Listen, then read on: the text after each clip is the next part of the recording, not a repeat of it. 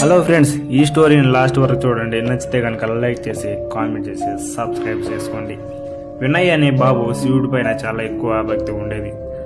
అతను ప్రతి సోమవారం శివుడి గుడికి వెళ్ళి తప్పనిసరిగా పూజ చేసేవాడు. ఇలా ఒకసారి ఆ పిల్లవాడు శివుడితో, నేను నిన్ను రోజు పూజిస్తున్నాను కదా, నాకు ఒకవేళ ప్రాబ్లం ఏమైనా వస్తే నన్ను కాపాడుతావని అడుగుతాడు.